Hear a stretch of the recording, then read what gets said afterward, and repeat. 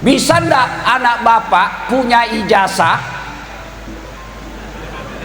Salah paham lagi nih. Sayalah kira-kira yang paling berat tugasnya.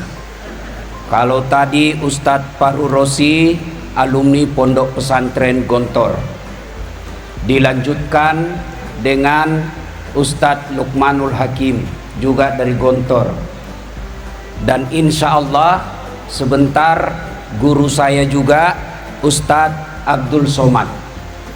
Tiga-tiga beliau ini pesantren terkemuka. Saya hanya dosen sospol. Satu-satunya pesantren yang pernah saya alami adalah pesantren kilat. Saya berpikir-pikir selama ini Pak Kiai, kalau saya diundang ceramah banyak kiai di dalam, saya masih percaya diri. Saya bisa bilang saya diundang satu-satunya alasan karena sayalah yang paling banyak follower saya di sini. Di sini saya tidak berlaku kalimat itu. Kenapa? Ada guru kita Ustadz Abdul Somad yang lebih banyak lagi followernya dari saya. Maka saya timbang-timbang, kenapa saya diundang? Karena sayalah yang paling lucu dari 4 penceramah ini.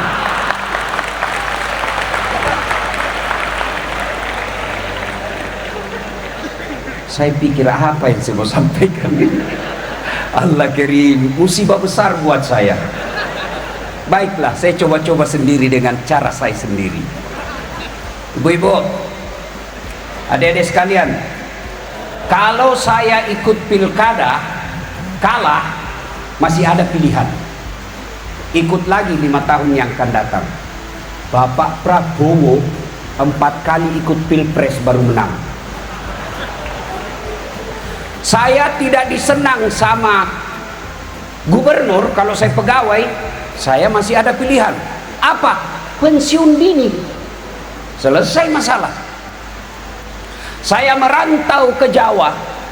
Di Jawa tidak enak, mulerek, mangan orang mangan, yang penting ngumpul. Pulang lagi saya ke Sulawesi. Saya merantau ke Malaysia. Malaysia tidak nyaman, masih ada pilihan. Saya balik ke Indonesia. Ibu-ibu, suami cerewet, malas cari nafkah, ada pilihan? Ada.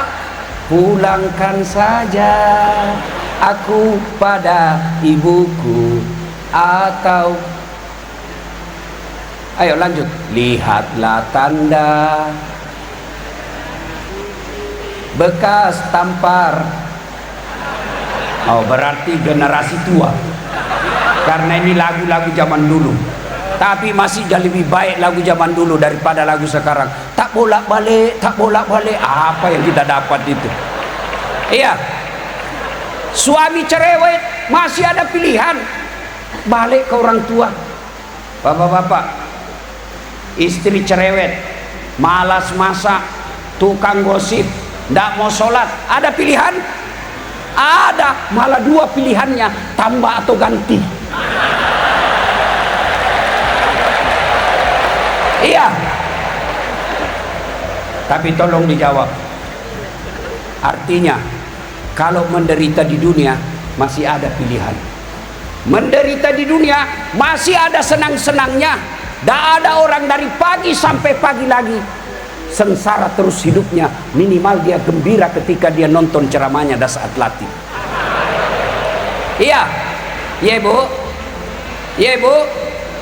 Tapi tolong dijawab. Kalau masuk kubur, sedulur-sedulur masuk kubur, ada pilihan tidak? Senang tidak senang, tinggal kau di situ, tidak boleh kau keluar. Begitu kau keluar, viral satu dunia. Begitu kau balik ke rumahmu, orang di rumahmu malah lari, tidak mau tinggal di rumah. Artinya, kalau menderita masuk kubur, tidak ada lagi pilihanmu. Alhamdulillah, Nabi memberi berita gembira.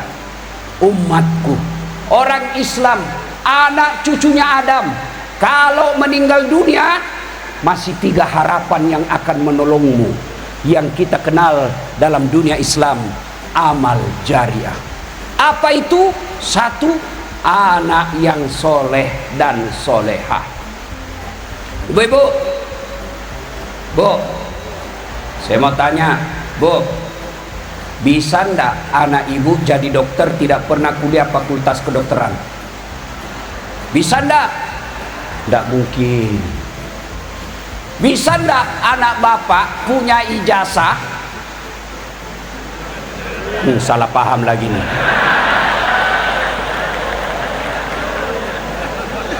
Sudah ndak usah itu kalau gitu. Bisa ndak bapak ibu sekalian punya anak jadi kapolsek bukan polisi? Ndak mungkin. Bisa ndak anak bapak ibu sekalian jadi tentara tidak pernah daftar lulus tentara? Ndak mungkin. Bisa ndak anak bapak ibu sekalian jadi anggota DPR tidak pernah caleg? Bisa, bawa kursi sendiri tapi beleng-beleng. Iya, tolong jawab bapak ibu, adik-adik sekalian. Bisa ndak anak kita soleh dan soleha meskipun tidak jadi dokter? Bisa. Bisa ndak anak kita soleh dan soleha meskipun tidak kuliah? Bisa. Maknanya menjadikan anak kita soleh dan soleha jauh lebih mudah, jauh lebih murah daripada jadi anggota DPR.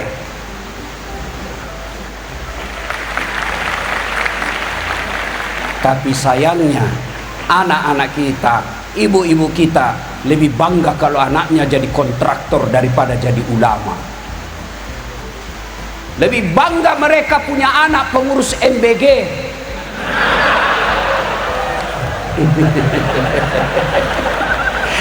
Karena ada yang bilang 19.000 ekor sapi tiap hari. Ternyata usut punya usut, sapinya ada di Royco.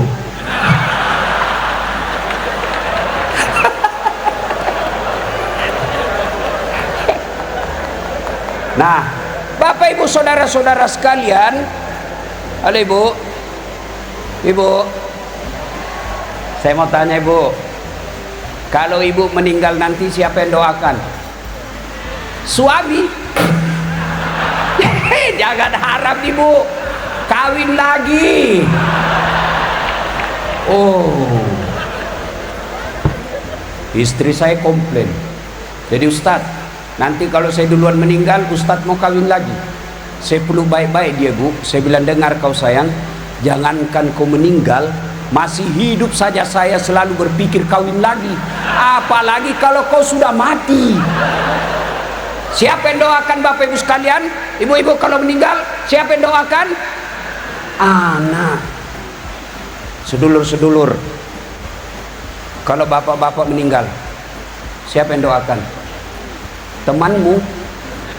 Jangan harap. Ini ada polisi di sini. Pak Kapolres. Pak Kapolres doakan bapak? Enggak. Paling didoakan mudah-mudahan cepat pindah saya yang ganti. Ya. Coba lihat, bapak semua punya grup WhatsApp. Ketika ada orang meninggal, jangankan baca doa, ketik doa saja dia malas. Apa dia kirim? Stiker.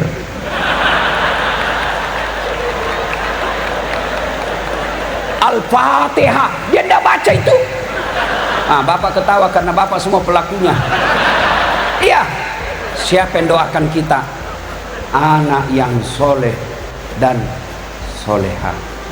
Alangkah bahagianya kita, alangkah bersyukurnya kita ketika sudah jasad kita ditanam dalam tanah, anak membangunkan masjid untuk orang tuanya. Ketika kita sudah pensiun, orang tua kita sudah tidak mampu mencari nafkah, anak-anaknya bermusyawarah, 5 anaknya masing-masing musyawarah. Saudara-saudaraku yang kakak berpidato, adik-adik sekalian, bapak sudah pensiun, tidak boleh lagi memikirkan sembako, tidak boleh lagi pikir token listrik. Mulai hari ini 1 anak 2 juta transfer ke orang tua, 5 anaknya 10 juta gaji pensiunnya dari anaknya, halalan thayyiban. Yang banyak kita lihat dimuliakan di media sosial, dihormati di kantor, dicium tangannya anak buahnya, sampai di rumahnya dimaki-maki sama anaknya yang masih SMP. Demi Allah, orang tua seperti itu rugi lahirkan anak. Anak yang soleh dan solehah inilah yang menjadi harapan kita. Dia akan mendoakan orang tuanya sudah di alam kubur, setiap sujudnya dalam sholat 5 waktunya apa yang diucapkan? Allahumma gfirli waliwalidayya warhamhuma kama rabbayani shaghira. Itulah anak yang hebat. Tapi lihat anak-anak modern sekarang, makin kaya orang tuanya makin kurang ngajar. Oh, sama cowoknya sopan betul. Iya kak. Sama bapaknya dia sliding tangannya. Baru 2 bulan pacaran sudah panggil papi mami.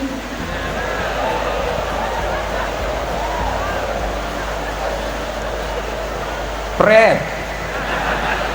Orang tuanya tidak dihormati, dinasehati sama orang tuanya, apa katanya? Ah, itu kan dulu. Celaka orang tua seperti ini. Punya anak justru yang dilahirkan adalah raja. Yang kita harapkan punya anak, anak kita lah yang merajakan kita dan meratukan kita. Anak yang soleh dan soleha. Maka ibu-ibu, contohlah anaknya Ibrahim alaihissalam. Ibu-ibu masih ingat Ibrahim alaihissalam? Ketika diajak ngomong anaknya, "Nak, saya diperintah Allah untuk menyembelih kamu. Menurutmu bagaimana?" Kisah ini pelajaran buat kita. Orang tua tidak boleh otoriter dalam mendidik anak. Sudah nyata-nyata wahyu, masih diajak ngomong anaknya. Mail, Ismail. Jangan juga kau cari di kitab Mail, tidak ketemu kau sampai kiamat. Menurutmu saya diperintah Allah menyembelih kamu, menurutmu bagaimana? Coba, sudah perintah Allah masih diajak ngomong. Banyak orang tua otoriter. Mentang-mentang dia gagal tentara, anaknya dipaksa jadi tentara. Mentang-mentang anaknya dia gagal jadi polisi, anaknya dia paksa jadi polisi. Mestinya lihat bakatnya anak kita. Kalau dari kecil dia senang pegang obeng, teknik. Dari kecil dia senang masak-masak, MBG. Kenapa? Saya heran, kenapa sensitif sekali nih MBG? Mungkin karena tidak masuk akal ini ya. Iya. Adik-adik sekalian, ketika Ibrahim ajak anaknya ngomong, "Nak, saya diperintah Allah menyembelih kamu. Menurutmu bagaimana?" Kira-kira kalau anak bapak yang milenial atau Gen Z yang SMP di rumah, "Nak, saya diperintah Allah potong kamu. Menurutmu bagaimana?" Jawabannya, "Kenapa saya, Mak? Kenapa saya, Pak? Kakekku aja yang sudah mau mati." Ini jawaban orang pintar tapi tidak soleh. Maka yang kita minta bukan anak pintar tapi anak soleh. Kenapa? Kalau dia soleh insya Allah pintar. Kalau pintar belum tentu soleh. Maka doa Nabi Ibrahim, Allahumma rabbi habli minas solihin, berikan hamba anak yang soleh. Nah Bapak Ibu saudara-saudara sekalian, mendengar permintaan ayahnya ini, apa jawaban Ismail? "Pak, don't worry, be happy." Jangan cemas Pak, laksanakan. Insya Allah Bapak mendapati saya anak yang sabar. Itulah anak yang kita harapkan. Perintah agama tidak membantah, sami'na wa ata'na. Maka ibu bapak, yang pertama yang mengalir terus amalnya, anak yang soleh dan soleha. Ada yang tanya, "Ustadz, bagaimana kami ini ibu yang tidak punya anak? Bagaimana kami ini bapak yang tidak punya anak? Tidak punya harapan dong." Oh, anak yang dimaksud di sini bukan sekedar anak yang dilahirkan dari perut istri kita, tapi anak yang dimaksud di sini Masuk di antaranya anak murid yang kita ajarkan. Ibu-ibu yang tidak punya anak, lihat anak-anak didik di Gontor, temui gurunya. Ustadz, ada anak hafal Quran kah di sini? Ada anak yatim kah di sini? Berapa biayanya 1 bulan? 700.000. Saya tanggung sampai dia selesai. Selama anak itu dia gunakan ilmunya, selama itu ibu punya kiriman amal meskipun bukan dari anak kandung sendiri. 2, karena waktu terbatas. 2, enggak, saya yang panik di sini, Pak. Ini berat sekali di ceramah, Pak. Demi Allah, saya juga tidak tahu kenapa tiba-tiba suara saya susah keluar. Karena saya stres dari tadi, Pak. Mikir saya gini, apa yang saya mau sampaikan. 2, kata Nabi, adalah harta yang telah kita sedekahkan fisabilillah. Ibu-ibu, Bu, ini terutama yang banyak emasnya. Kalau ibu meninggal nanti siapa yang pakai emasnya, Bu? Anak? Bukan, istri kedua. Begitu ibu meninggal, suami nangis. Tidak kusangka kau cepat sekali meninggalkanku, sayang. Dia buka cincinnya, Bu. Dia paksa keluar cincinnya, Ibu. Tidak mau keluar, dikasih sabun. Selesai dia cabut cincin, dia cabut lagi gelangnya, Ibu. Ini gelang saya ini, saya belikan kamu dulu waktu kita pergi umroh. Dia cabut gelangnya, Ibu. Sudah itu dia cabut lagi kalungnya, Ibu. Ini kalung saya belikan kau usia pernikahan 10 tahun. Terakhir gigi palsunya, Ibu, pun dia cabut. Sudah itu dia bungkus. Dia bungkus cincinnya, Ibu, gelangnya, Ibu, kalungnya, Ibu, dia bungkus sambil menangis. Dia simpan dalam lemari. Selamat tinggal, sayang.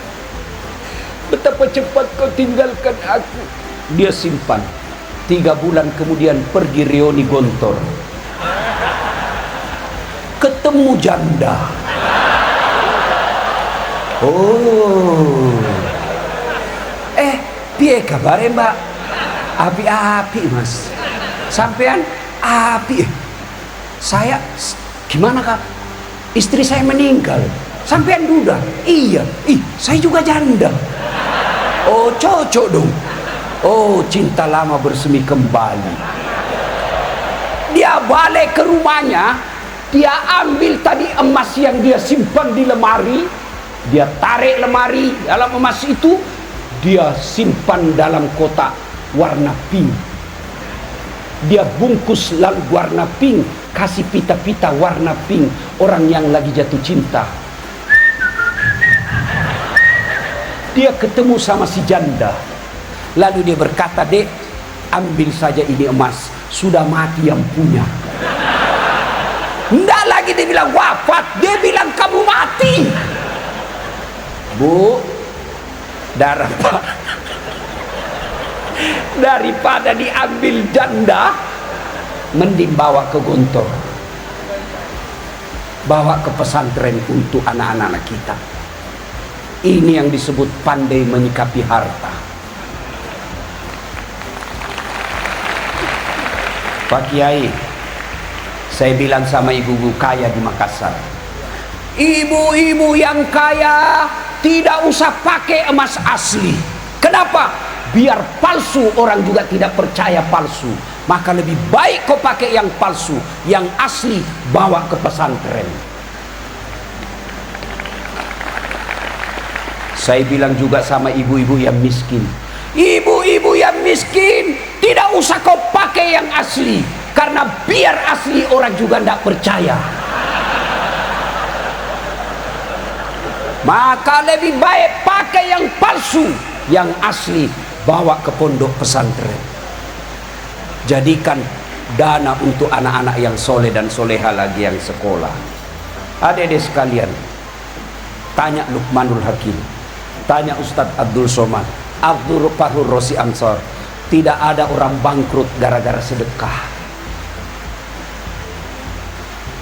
Tidak ada orang yang jatuh bangkrut karena sedekah. Yang sepanjang saya tahu justru dia kaya karena rajin sedekah. Dan tidak ada orang senang orang pelit. Saya mau tanya bapak-bapak, senang tetangga yang pelit atau dermawan? Ayo jawab. Senang menantu yang pelit atau dermawan? Senang pemimpin yang pelit atau dermawan? Tuh, tidak ada orang suka orang pelit. Bahkan orang pelit sekalipun tidak suka sama orang pelit. Dia bilang, tidak usah kau ke rumahnya, pelit. Padahal dia juga pelit. Maka bapak ibu yang hadir, alumni Gontor, ayo sedekahkan harta kalian untuk kemajuan pondok ini. Saya tidak punya duit Ustaz. Kalau anda ahli di bidang media sosial, sedekahkan media sosialmu untuk pondok ini. Saya ahli komputer Ustaz, sedekahkan ahli komputermu untuk pondok ini. Saya ahli manajemen Ustaz, sedekahkan manajemenmu untuk kemajuan pondok ini. Inilah yang kita istilahkan dalam Quran, fastabiqul khairat, berlomba-lomba dalam mengambil kebaikan. Insya Allah harta yang disedekahkan di jalan agama Allah tidak akan pernah habis, malah semakin tambah, makin tambah, makin tambah. Kalau bapak keluarkan dompet mau isi celengan, ragu-ragu, benar nggak diganti nggak? Benar nggak diganti? Dikata Ustaz Hasan, oh tidak pak. Kenapa? Ana indosani abdibi. Benar Pak Kiai. Saya tergantung sangka hambaku. Kalau dia sangka diganti, saya ganti. Kalau dia ragu-ragu, tidak. Maka ada orang lewat celengan pak, anak muda tepuk belakang, pak, dia sodorkan, ini orang kaya pak tapi pelit. Dia tarik dompetnya, dia cari 2000, dia keluarnya masuk celengan, lewat depan anak muda ini, ditepuk belakang, dari ada belakang, haji ya. Dia sodorkan uang 100.000. Wih, dalam hatinya Pak Haji, hebat betul ini anak muda, masih muda, 100.000. Akhirnya dimasukkan celengan. Begitu masuk celengan, dia bilang ini anak muda, Pak Haji, itu uangnya bapak yang jatuh tadi.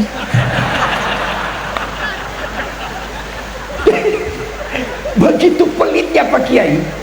Selesai sholat Jumat, dia datangi takmir masjid. Dia bilang ada salah masuk itu tadi Ustaz.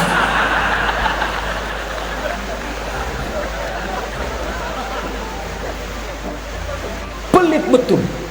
Maka dedek sekalian, bagi manajemen modern Eropa, Amerika, Australia, cendekiawan mereka berkata, kalau mau maju ekonomi, kalau mau banyak duitmu, dia pakai manajemen ekonomi modern.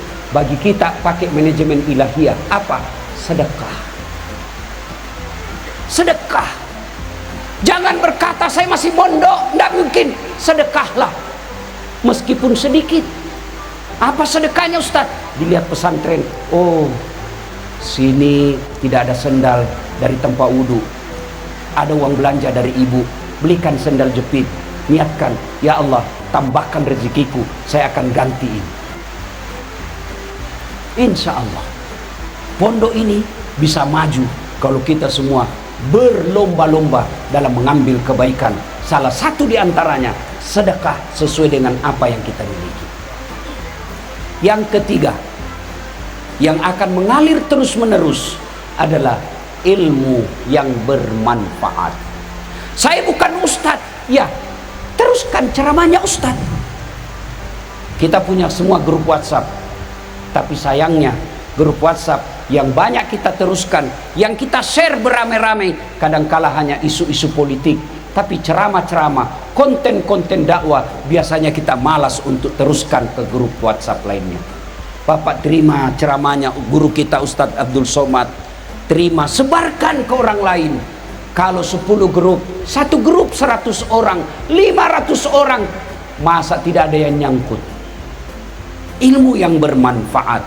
Saya sayang, biasa heran, cuma yang selalu disebarkan ceramah saya meleset-meleset sedikit. Dilihat dosa, tidak dilihat barang bagus. Itu aja yang banyak disebarkan. Bapak ibu saudara-saudara sekalian, anak yang soleh dan soleha, harta yang telah kita sedekahkan, ilmu yang bermanfaat, alhamdulillah berkumpul di tempat ini. Inilah tempatnya ketiga-tiganya. Anak yang soleh dan soleha, anak pondok kita, anak pesantren kita. Bayangkan 100 tahun, bukan jumlah waktu yang ringkas.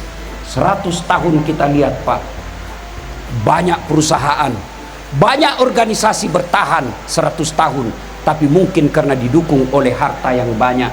Banyak organisasi perusahaan bertahan 100 tahun, mungkin karena didukung oleh oligarki. Tapi pesantren Gontor bisa bertahan 100 tahun, bukan karena harta, bukan karena kekuasaan, bukan karena oligarki, tapi karena nilai. Mungkin kita melihat ada pesantren dibesarkan oleh keluarga, tapi apa yang ditularkan, dia menjadi warisan keluarga itu. Tapi Darussalam Gontor diwariskan bukan untuk anak cucunya, tapi untuk umat, menjadi badan wakaf. Itu yang menjadi nilai buat kita semua. 100 tahun silih berganti pejabat, silih berganti rezim, tapi alhamdulillah Gontor tetap berdiri sampai sekarang. Kalau Anda mencari Gontor, jangan cari gedung yang tinggi-tinggi. Kalau Anda mencari Gontor, pada awalnya bukanlah tanah yang lapang dan gedung yang mewah, tapi dimulai dengan cita-cita 3 pendiri bersaudara yang kita kenal Trimurti, yang sampai detik ini karena keikhlasannya bisa bertahan sampai 100 tahun. Tapi tidak boleh puas sampai di situ. Pertanyaan makin besar, mampukah kita abad kedua berikutnya? Saya yakin dengan semangat 3 tadi, insya Allah jangankan 100 tahun yang akan datang, biiznillah, dengan izin Allah, maka Gontor akan bisa lebih tua dari Republik Indonesia, insya Allah. Indonesia baru berapa puluh tahun, Gontor sudah 100 tahun. Mudah-mudahan Allah memberkati tempat ini, guru-gurunya, santri-santrinya, dan insya Allah abadi sepanjang zaman. Ini saja yang ingin saya sampaikan. Kalau Ustadz Luqmanul Hakim pandai berpantun, karena memang orang Melayu. Kalau MC tadi pandai berpantun, karena memang diajarkan pantun. Kami orang Bugis tidak tahu pantun. Tidak ada. Maka dalam budaya bahasa tutur orang Bugis tidak ada pantun. Kalau orang Melayu ingin melamar, dia akan berkata, aku melihat ada bunga di taman. Bunga itu sudah siap untuk dipetik. Kalau orang Bugis tidak, sudah besar anakmu ya? Kasih nikah anakku sama anakmu. Itu orang Bugis itu. Tidak pandai dia berpantun Pak. Itu orang Bugis begitu. Maka kami tidak tahu pantun. Maka saya mohon maaf tidak bisa berpantun. Ya, Bapak Ibu saudara-saudara sekalian, terutama para kiai, terima kasih atas penghormatan ini. Saya tadi tertolong, sebab saya tadi lihat susunan acara, saya yang terakhir. Bayangkan kalau saya yang terakhir, di depan ada Ustadz Abdul Somad, mati butuh saya. Alhamdulillah Ustadz Abdul Somad yang terakhir, saya bisa terselamatkan. Bapak Ibu saudara-saudara sekalian, terakhir sekali, ini semangat buat adik-adik. Saya alhamdulillah orang Tionghoa pengantin di Makassar, non muslim, saya diundang ceramah nasihat perkawinan. Padahal non muslim Tionghoa diundang nasihat perkawinan. Bahkan Cap Gome kemarin, Cap Gome tahun baru Tionghoa, tablik akbar di Klenteng, saya diminta ceramah. Inilah kira-kira yang disebut pesantren modern Gontor. bisa diterima semua golongan. Mudah-mudahan adik-adik sekalian, dakwalah yang rahmatan lil alamin. Kalau anda ahli dakwah, jangan menakut-nakuti. Ada orang ceramah baru baca satu hadis, kayak dia panitia hari kiamat. Saya pun dibully di medsos, dibilangi kamu ustaz tidak sunnah, cerita-cerita sunnah kamu tidak sunnah. Saya bilang, kenapa kau tuduh saya tidak sunnah? Ini buktinya kau tidak punya jenggot. Ya mau diapa kalau tidak mau tumbuh? Maka adik-adik pesantren, ayo silakan jadi mubalik yang bisa diterima semua orang, yang kita kenali dengan ulama modern. Itulah yang diharapkan oleh pidato tadi Pak Kiai Hazan. Apa tadi? Apa yang tidak diajarkan, apa yang tidak dimiliki. Insya Allah kalau ini kita pegang baik-baik, maka pesantren Gontor akan menjadi pesantren teladan di bumi Nusantara. Demikian, lebih dan kurangnya mohon dimaafkan. Usikum wa nafsi bitaqwallah fastabiqul khairat. Assalamualaikum warahmatullahi wabarakatuh.